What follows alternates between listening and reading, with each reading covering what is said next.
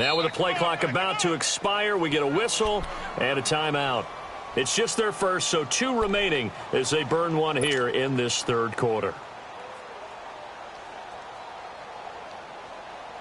Still just the third quarter, but they've got to make something happen. I think they know that. They're going for it on 4. Go to 54. Go to 54. Why? 47. They're indeed going for it as they look to throw. He's going to rifle one deep left. That's caught inside the 20. And he takes it down deep into enemy territory.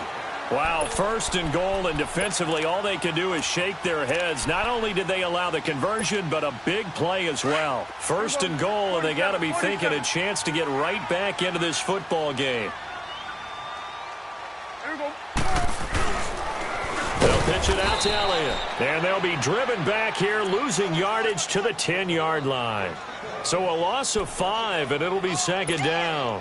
Moved back to the 10. They'll try on 2nd and goal here.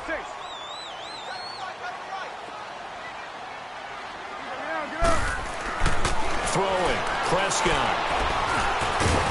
And he's able to get it down to the 2-yard line.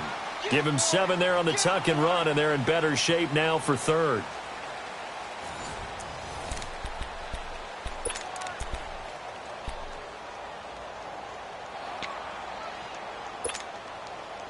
This defense has not surrendered a touchdown yet. You better believe they're determined not to here on 3rd and goal. They come out here in the eye. They'll try to run it in with Elliott. And he will take it in for a Cowboy score. Ezekiel Elliott taking it in from 2 yards out. And the Cowboys get a bit closer. Able to punch it in on 3rd down makes it easier for those guys on the sideline. They didn't have a 4th down decision to make. Yeah, could you feel the exhale? Because they were already thinking ahead, as all the good coaching staffs do. Anticipating, will we have to make the call? They already had it lined up. Never even got to it.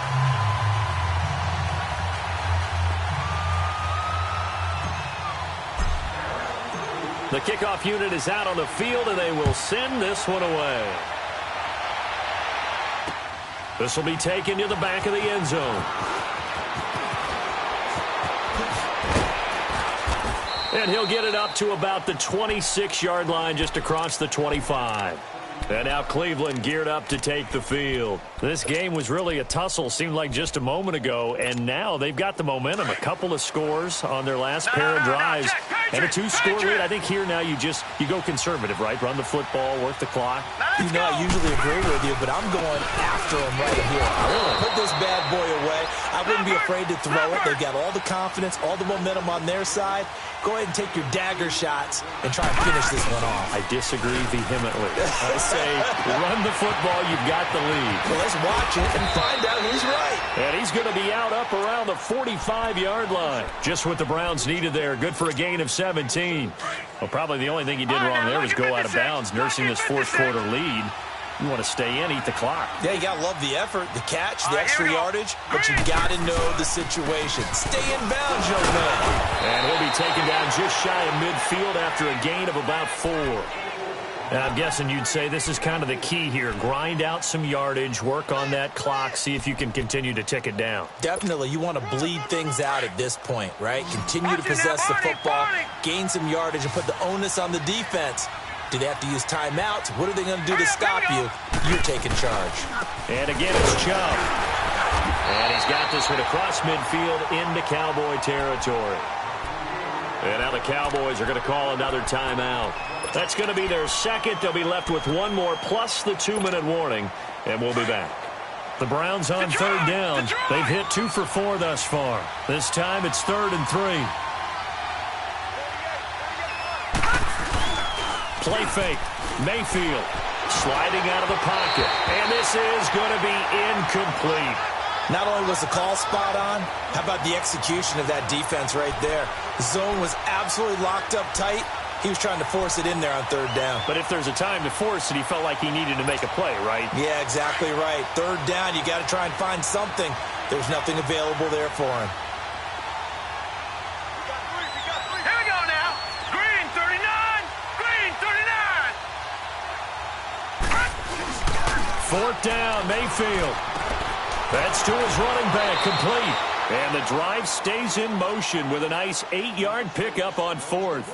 Well, we looked at each other in surprise going for it on 4th down in the 4th quarter with a lead. But, hey, you get it as a coach. You look like a genius. So the next time we see Coach, he's going to say, well, that's why I coach and that's why you guys talk up there, right?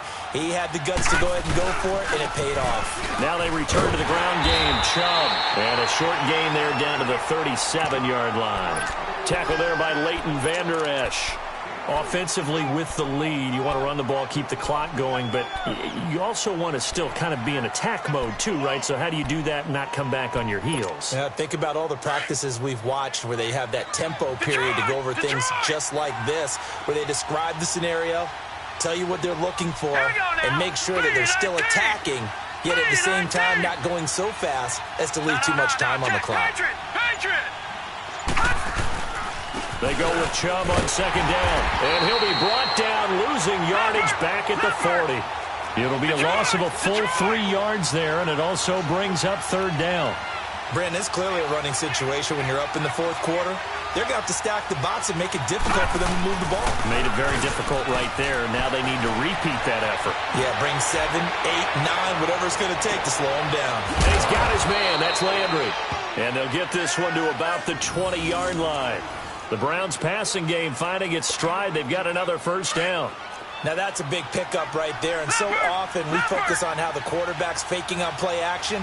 How about everyone being in on the deal and picking it up? 2nd and 3rd levels, you could see them trying to recover. They bit. Worked out offensively. Handoff comes to Chubb. And he was able to shed the tackle, but the reserves come in for the stop. Whistles and a timeout at the 2:05 mark.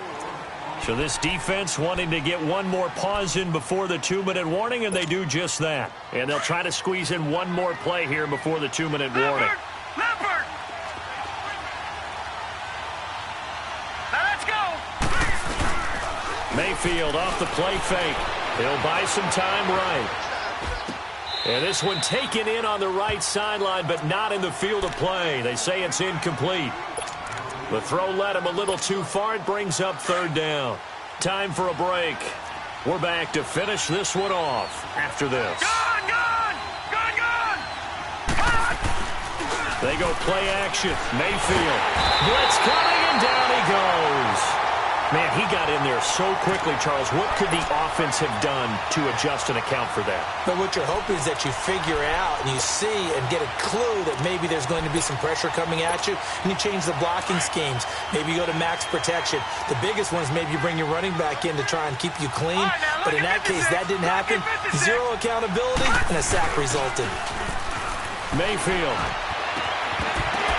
And that is incomplete. Boy, it looked like he had it and dropped it. And the Cowboys' defense is going to get him the football back.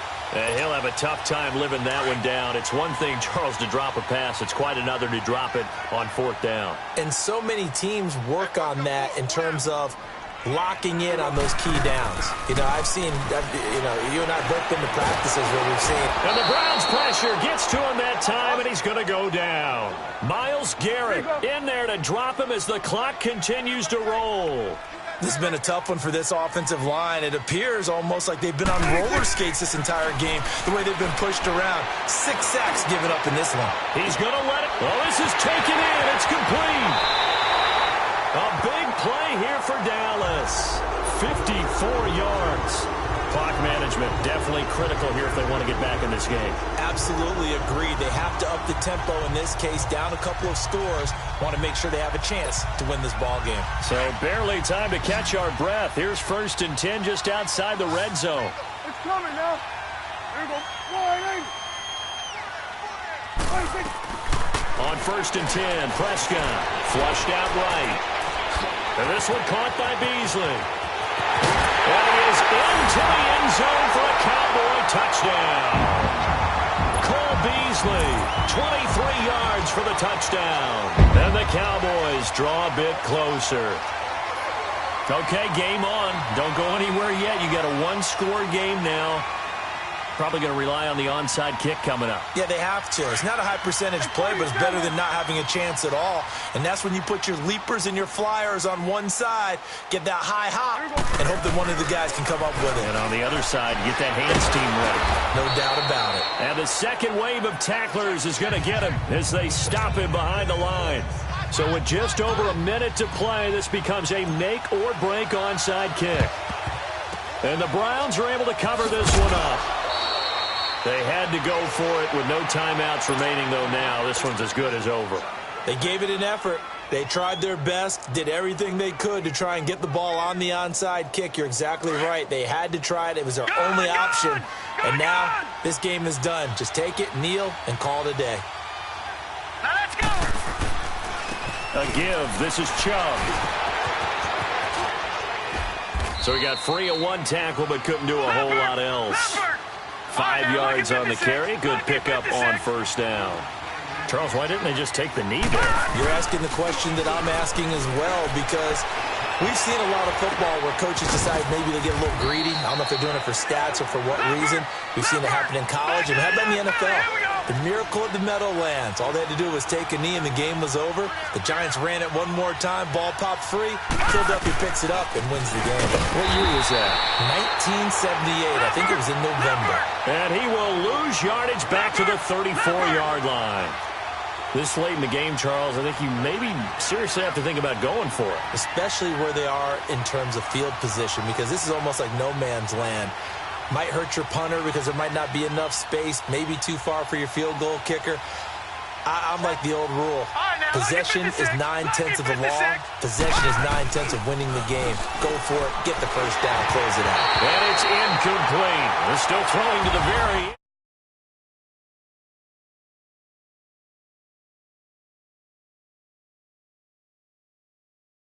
of a miracle play done. They were within striking distance.